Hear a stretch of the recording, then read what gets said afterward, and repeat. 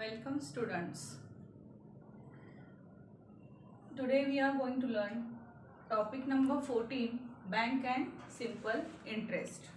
आज आपण बँक आणि सरळ व्याज हा धडा अभ्यासणार आहोत. What is a bank? What mean by bank? आता तुम्ही बँकेत जाता, बँक काय करते?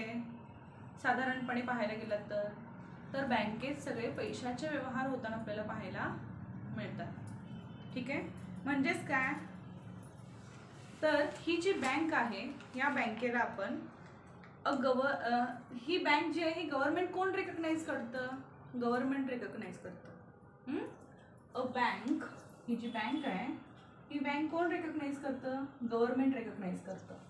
ठीक आहे, the bank is a government recognised organisation that carries out transaction of money.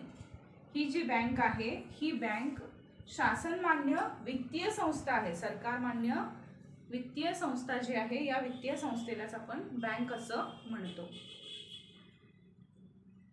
Then याला आपण आणखी एक नाव दिलेलं आहे काय? फायनान्शियल ऑर्गनायझेशन म्हणजे वित्तीय संस्था.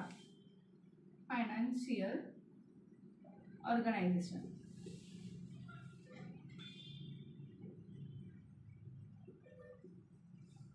याला आपण काय म्हणतो? फायनान्शियल ऑर्गनायझेशन म्हणजेच काय? वित्तीय संस्था असं सुद्धा म्हणतो. A bank is a government recognised organisation that carries out transaction of money. Then या ठिकाणी मग बँकेमध्ये काय काय व्यवहार होतात? कशासाठी आपल्याला बँक आवश्यक असते? We need to be spending the money we earn, we have money for use in the future. आपल्याला भविष्यासाठी पैसे मिळवायचे आहेत, काळजीपूर्वक वापरायचे आहेत. त्याचबरोबर our saving are meant to meet express on education, building और house, medical etcetera in our occupation such as for using improved method of agriculture etc. That's why we have to save money. We have to save money in the bank. आपण या सगळ्या गोष्टींसाठी साधारणपणे या बँकेमध्ये आपण काय करत असतो? पैसा साठवत असतो. ठीक आहे, आता विद्यार्थी मित्रांनो, तुम्ही आपल्या वडिलांसोबत किंवा स्वतः आणखीन कुणासोबत तरी बँकेमध्ये गेलेला असणार आहात आणि त्या ठिकाणी तुम्ही निरीक्षण करून पाहिलेलं असणार आहे. त्या ठिकाणी तुम्हाला काय काय पाहायला मिळालं? तर त्या ठिकाणी कोणकोणत्या गोष्टी तुम्ही पाहिलात ह्या थोडंसं लक्षात घेण्याचा प्रयत्न करायचा आहे. देन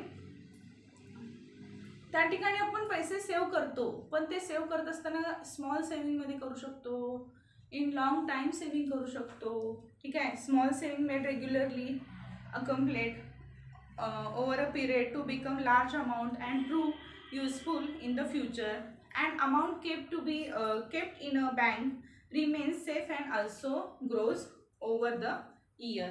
आणि या ठिकाणी जी रक्कम आपण ठेवतो, बँकेत ठेवलेली रक्कम ही साधारणपणे कशी राहते? आपली सेव्ह राहते. म्हणजे काय? सुरक्षित पण राहते. ठीक आहे, सेफ पण राहते आणि सेव्ह पण आपण करतो. ठीक आहे, म्हणजे सुरक्षित सुद्धा, अगदी सेफली सुरक्षितरित्या आपण त्या ठिकाणी पैसे साठवून ठेवू शकतो. इन अ बँक, आता या बँकेमध्ये जर पाहायला गेलात तुम्ही, आता या ठिकाणी आपण हा जो पैसा आहे किंवा या फायनान्शियल ऑर्गनायझेशनमध्ये जे बँकेमध्ये पैसा आपण ठेवतो त्या ठिकाणी तुम्ही गेल्यानंतर तुम्हाला पाहायला मिळेल बघा काय त्या ठिकाणी निरीक्षण करून पाहिलात तर सेव्हिंगचे काही ग्रुप असलेले आपल्याला पाहायला मिळतात. ठीक आहे, सेव्हिंगचे ग्रुप कोणकोणते आहेत? तर फायनान्शियल ऑर्गनायझेशन म्हणजे काय? तर या ठिकाणी आर्थिक व्यवहार. आता हे आर्थिक व्यवहार जे आहेत हे आर्थिक व्यवहार कसे होतात? See this diagram. आता या डायग्रॅम मध्ये तुम्हाला काय पाहायला मिळतं ते पहा.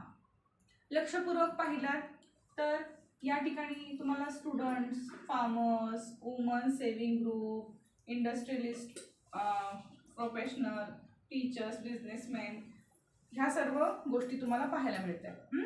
Then in the above picture, in this picture, who are the people shown to be using bank service?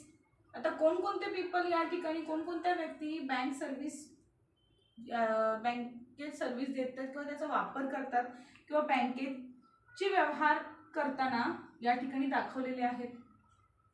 First of students कशासाठी करतात सांगा? त्यांची शिष्यवृत्ती असतील, ठीक आहे, किंवा आणखीन काही गोष्टी, सेव्हिंग अकाउंट काढतात काही मुलं त्यासाठी करत असतील. Farmers, then woman saving group, then industrialist, then professionals, then traders, businessman, उद्योजक व्यावसायिक असतील, ठीक आहे, व्यापारी असतील, ठीक आहे, त्याचबरोबर महिला बचत गट असतील, वुमन सेव्हिंग ग्रुप, त्याचबरोबर फार्मर्स शेतकरी असतील, स्टुडंट्स असतील, all those people shown in the using bank service. हे सगळे पीपल काय करतात तर बँकेचा वापर आर्थिक व्यवहारासाठी करताना आपल्याला पाहायला मिळतात. Then what does the symbol on the bag in the center stand for? या बॅगेवरती तुम्हाला कोणतं सिम्बॉल दिसते? What is the symbol shown in this bag?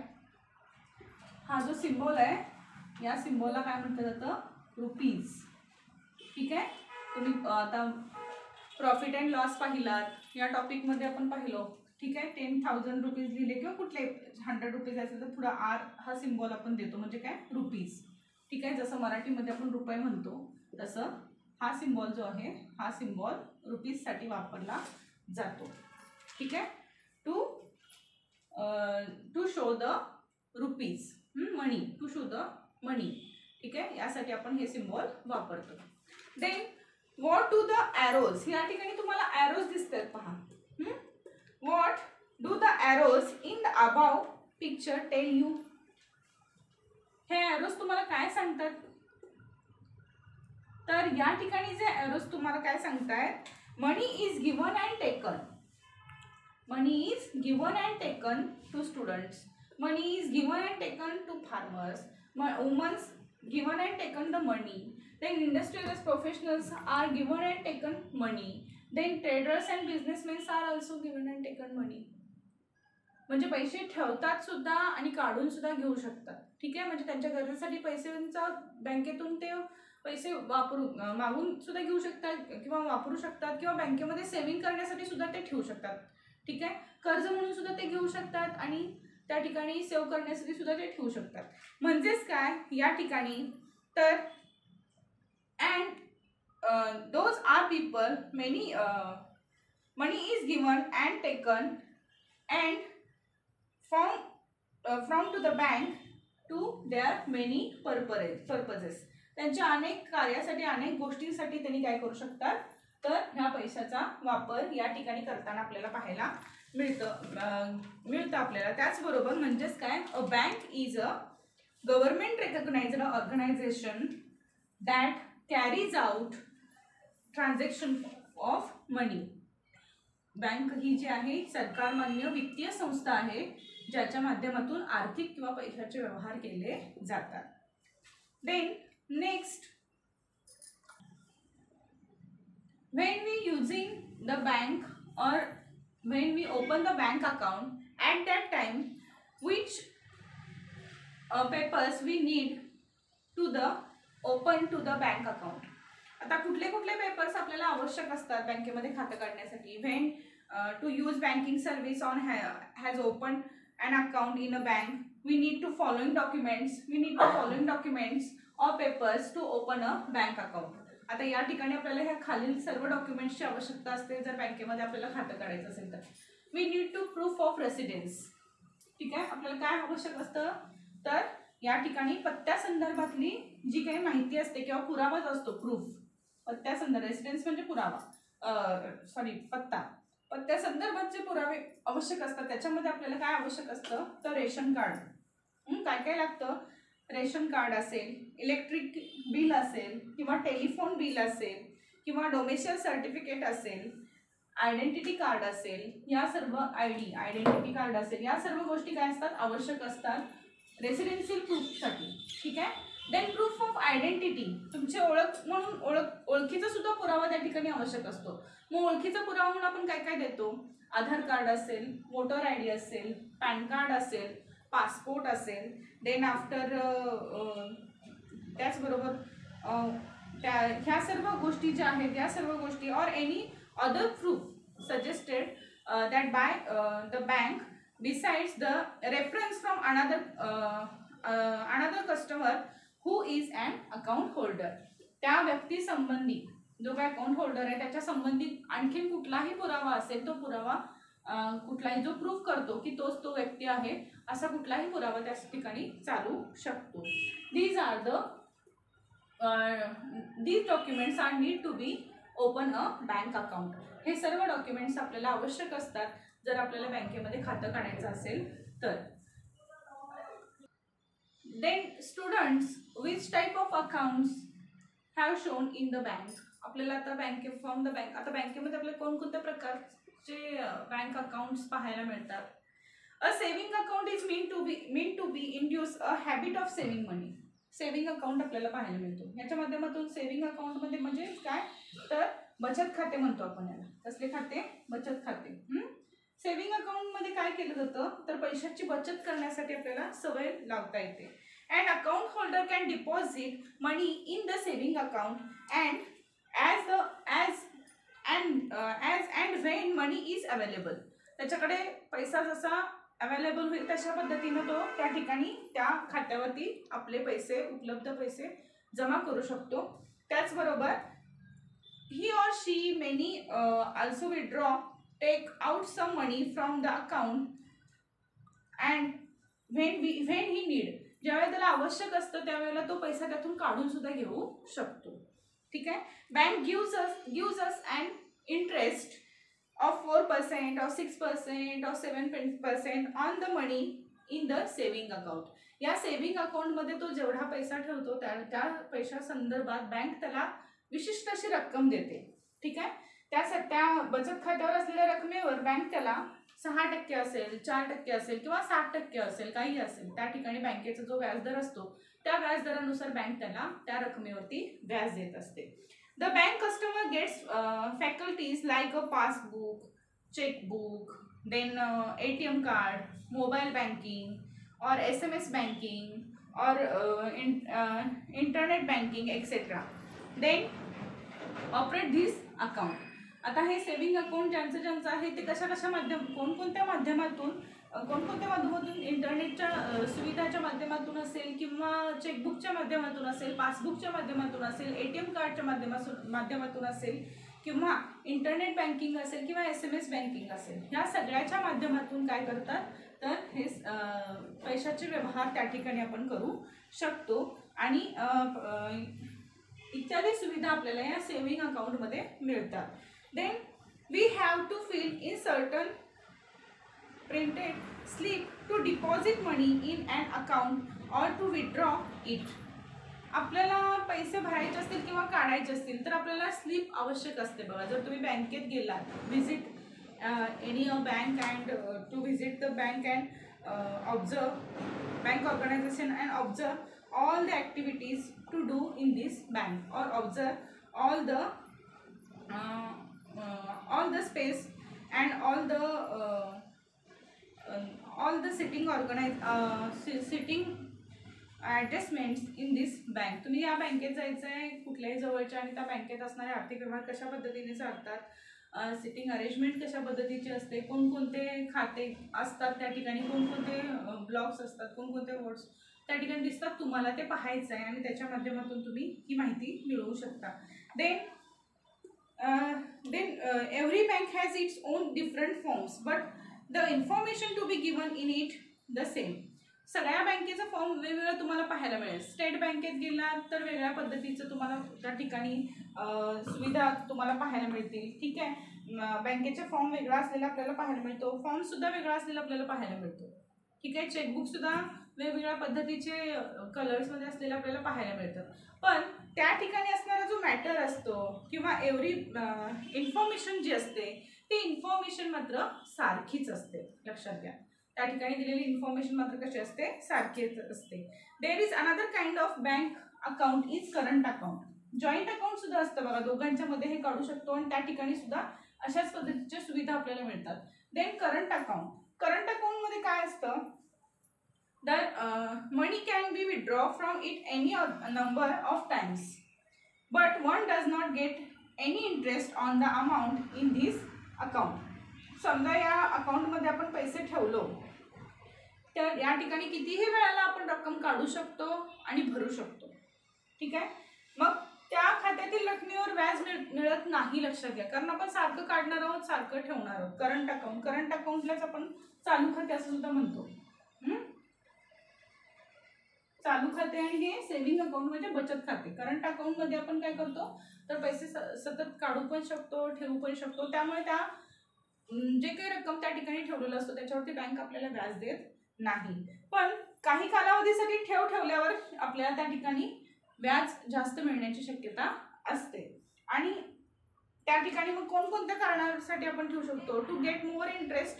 आता बँकेमध्ये आपल्याला जास्त इंटरेस्ट मिळवण्यासाठी ह्या दोन्ही अकाउंट सोडून किंवा तिन्ही अकाउंट सोडून आपल्याला जास्त इंटरेस्ट हवा आहे, त्यासाठी आपण सेव्हिंग कशा पद्धतीने करू शकतो, तर त्यासाठी सेव्हिंग करताना to we get more interest we have to keep a fixed amount in a bank for a longer time and longer period of time and we can avail of facilities like fixed deposit, recurring deposit schemes for the purpose. म्हणजे आपल्याला या ठिकाणी जर ठेवायचं असेल तर F D, fixed deposit म्हणजे काय, एफ डी असेल, आर डी, रिकरिंग डिपॉझिट. ठीक आहे. अशा माध्यमातून आपण काय करू शकतो तर पैसे त्या ठिकाणी सेव्ह करू शकतो आणि याच्या माध्यमातून आपल्याला मोर इंटरेस्ट, अधिक इंटरेस्ट किंवा व्याज आपल्याला मिळतं त्या सेव्हिंग अकाउंट आणि करंट अकाउंट पेक्षा सुद्धा. ठीक आहे. Then student, how to calculate of interest in the bank. आता बँकेमध्ये हे इंटरेस्ट कॅल्क्युलेशन कसं केलं जातं, हा व्याजदर कसा आकारला जातो, व्याजाची आकारणी कशी केली जाते. Then account holder of a bank are paid some amount for keeping their money in the bank. Bank holder काय करतो, काही विशिष्ट रक्कम त्या ठिकाणी ठेवतो किंवा काही विशिष्ट रक्कम ठेवल्याबद्दल त्याला मोबदला म्हणून बँक काहीतरी देत असते. ठीक आहे. On the other hand people who borrowed from a bank are charged an amount for the use of the money loaned to them. त्याच पद्धतीनं बँकेत जसं बँकेत पैसे ठेवल्यानंतर ज्या पद्धतीनं बँक आपल्याला काहीतरी विशिष्ट रक्कम देत असते त्याच्या मोबदल्यामध्ये, तशा पद्धतीने बँकेतून आपण कर्ज घेतलो, कर्ज स्वरूपामध्ये पैसे, तर त्याच्यावरती सुद्धा बँक ठराविक रक्कम व्याज म्हणून आकारत असते. ठीक आहे. This such amount is called interest. त्या अमाऊंटलाच आपण काय म्हणतो, व्याज असं म्हणतो. ठेवीवर व्याज आकारते, कर्जावरती सुद्धा बँक व्याज आकारत असते. त्या विशिष्ट रकमेला आपण काय म्हणतो, व्याज असे म्हणतो. Then the money deposit in the bank or the money lent by a bank to a borrower is called the principal. मुद्दल. प्रिन्सिपल म्हणजे काय, मुद्दल. बँकेमध्ये जी ठेव म्हणून आपण रक्कम ठेवतो किंवा कर्जाऊ म्हणून जी आपण रक्कम घेतो त्या रकमेला काय म्हटलेलं आहे, मुद्दल म्हणजेच प्रिन्सिपल असं म्हटलेलं आहे. Interest and principal are important to calculate of a interest. Then after, when calculate interest on deposit or a loan, the rate of interest is given for every 100 rupees. आता प्रत्येक 100 रुपये प्रमाणे 100 रुपयाच्या मागे ठेवीदार किंवा कर्जदार जे काही व्याज आकारत असतात त्याच्यामध्ये दर हा जो असतो व्याज आकारणीचा तो प्रत्येकी 100 रुपये प्रमाणे अशा पद्धतीनं असतो. The rate of interest is given for a period of a time. त्याचबरोबर हा रेट कशाशी संबंधित असतो, तर हा रेट जो आहे तो रेट साधारणपणे त्या ठिकाणी पिरियड्स म्हणजे काय, टाइम जे असतं, वेळ जी असते त्याच्याशी संबंधित असलेला आपल्याला पाहायला मिळतो. Then a rate of interest per cent per annual. CPA म्हणजे काय, पर सेंट पर ॲन्युअल म्हणजे दर साल दर शेकडा, दर साल दर शेकडा, पर्सेंट पर ॲन्युअल अशा पद्धतीने. Then % per annual return as a PCPA अशा पद्धतीने लिहिलं जातं. Given the amount to of the interest due on every 100 rupees for a period of 1 year. 1 year period काही असेल, 1 year असेल, 2 year, 1 year, शक्यतो ॲन्युअलीच व्याजदर हे आकारलं जातं. आणि मुद्दल ज्या कालावधीसाठी वापरले जाते त्या कालावधीलाच काय म्हटलेलं या ठिकाणी पिरियड्स असं म्हटलेलं आपल्याला पाहायला मिळतं. Then those are interest, principal, % per annual and period. Rate of interest, principal or period, these are important to calculate of interest. So students, in this class we shall learn about the interest charge for 1 year. आता आपण हे सगळे basic गोष्टी तुमच्या लक्षात आल्या असतील. यावरून आता आपण काय करणार आहोत तर एका वर्षासाठी बँक व्याज दर कशा पद्धतीने आकारते. तर interest charge this is a simple interest. यालाच आपण काय म्हणतो सरळ व्याज असं म्हणतो. यालाच आपण काय म्हणतो सिंपल इंटरेस्ट म्हणजे सरळ व्याज असं म्हणतो. The interest charge for longer period of the time can often be quite complicated. जर जास्त कालावधीसाठी आपण पैसे आकारले तर ते जे व्याजदर आहे ते खूप गुंतागुंतीचं झालेलं आपल्याला पाहायला मिळतं. The rate is different from simple interest. आणि त्या ठिकाणी सरळ व्याज सुद्धा आपल्याला वेगवेगळं असलेलं पाहायला मिळतं. ठीक आहे. आता या ठिकाणी आपण काही वर्ड प्रॉब्लेम्स पाहणार आहोत related to this points.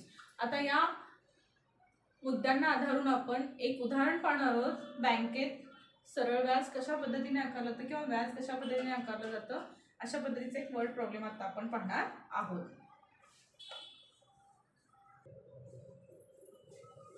So students, learn this example. Vinita deposited ₹50,000 in a bank for 1 year at an interest rate 7% per annual. विनिताने काय केलेलं आहे तर दर साल दर शेकडा 7 रुपये दराने 15,000 रुपये बँकेत काय केलेले आहेत डिपॉझिट केलेले ठेवलेले म्हणून ठेवलेले. How much interest will she get at the end of the year. मग तिला वर्षाच्या शेवटी किती इंटरेस्ट किंवा किती व्याज मिळणार आहे. Listen in this example. आता या एक्झाम्पल मध्ये आपल्याला काय काय दिलेलं आहे ते आधी आपल्याला काढावं लागणार आहे. काय दिलेलं आहे प्रिन्सिपल किती दिलेलं आहे सांगा बघू. मुद्दल किती आहे ₹50,000. ठीक आहे. जी ठेव म्हणून आपण रक्कम ठेवतो ठीक आहे त्या रकमेला काय म्हटलं जातं मुद्दल म्हणजेच काय प्रिन्सिपल म्हटलं जातं. या ठिकाणी किती आहे ₹50,000. देन आफ्टर पिरियड किती मेन्शन केलेलं आहे सांगा मला. किती वर्षासाठी ठेवलंय तिनं 1 year. ठीक आहे. एका वर्षासाठी तिने ठेवलेलं आहे only 1 year. Then after rate of interest किती दिलेला आहे. Rate of interest 7% per annual. ठीक आहे. 7% तिनं त्या ठिकाणी इंटरेस्ट दिलेला आहे वर्ष अखेरला. देन आपल्याला काय करावं लागणार आहे तर द एंड ऑफ इयरला तिला किती रक्कम मिळणार आहे किती व्याज मिळणार आहे हे आपल्याला काढावं लागणार आहे. मग या ठिकाणी आपण पुन्हा इक्वेशनचा फॉर्म्युला या ठिकाणी यूज करणार आहोत लक्षात घ्या. ठीक आहे. इक्वेशनचा फॉर्म्युला जो आहे तो लक्षात ठेवणं आपल्याला गरजेचं आहे. At that time when 7% in principal increases interest of increases. म्हणजे आता या ठिकाणी मुद्दल वाढली तर व्याजाचे दर वाढते म्हणजेच मुद्दलाच्या प्रमाणात आपल्याला व्याज सुद्धा वाढवणं गरजेचं आहे. दॅट्स वाय 50,000 रुपीज साठी लेट अस सपोज आता या ठिकाणी कशाची प्रपोर्शन आपल्याला रेशो यूज करावा लागणार आहे तर रेट ऑफ इंटरेस्टचा त्या ठिकाणी असणाऱ्या प्रिन्सिपलशी आपल्याला प्रोपोर्शन काढावं लागणार आहे. आता त्या ठिकाणी मग आपण काय करणार, let's suppose that the interest of on the प्रिन्सिपलचा इंटरेस्ट आपल्याला माहिती का, तर टोटल नाही माहिती आपल्याला, ऑफ ₹50,000 इज एक्स. 50,000ला आपण x रुपये काय झालेलं आहे तर व्याज आकारलेलं आहे असं आपण मानणार आहोत. ठीक आहे. देन ऑन प्रिन्सिपल 100 रुपयाला किती सांगितले त्यांनी, 100 रुपीजला द इंटरेस्ट इज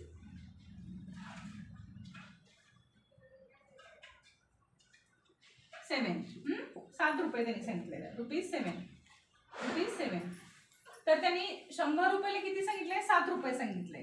देन 15,000 रुपयाला एक्स, अशा पद्धतीने आपण फॉर्म्युला तयार करणार आहोत रेशो प्रपोर्शनच्या माध्यमातून. We shall take the ratio of interest to the principal. प्रिन्सिपलशी आपण काय करणार आहोत, या ठिकाणी व्याजाचे मुद्दलाशी असलेले गुणोत्तर आपण घेणार आहोत. ठीक आहे. And write it in the form of obtain the equation.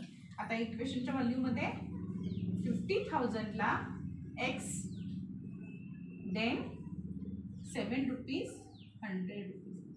ठीक आहे.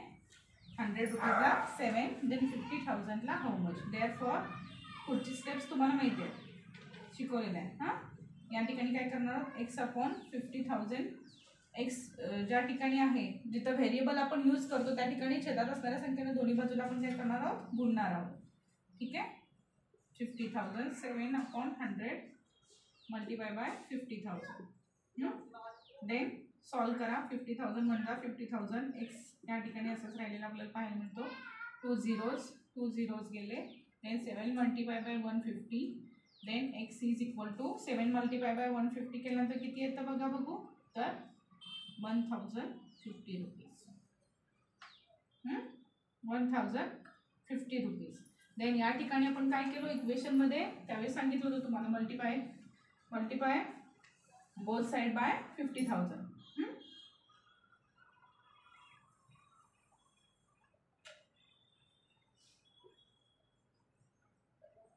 Side by 50,000. ठीक आहे. 15,000नी दोन्ही बाजूला आपण काय करणार आहोत, गुणणार आहोत. या ठिकाणी काय झालं, एक्सची व्हॅल्यू आपल्याला किती मिळाली, या ठिकाणी 1,050 रुपीज. 7 0 7, 7 5 35, 5 राहिले, 7 1 7 + 3 10. 1,050 रुपीज आपल्याला या ठिकाणी मिळाले. Then therefore Vinita will get an interest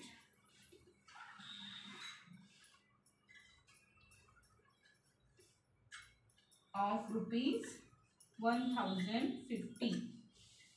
ठीक आहे. विनीताला शेवटी एकूण 1,050 रुपये व्याज मिळालेले आहे. अशा पद्धतीची उदाहरणं तुमच्या बुकमध्ये पेज नंबर 76 वरती दिलेले आहेत. ती सुद्धा तुम्ही रीड करायचे आहेत. And then after solve the examples.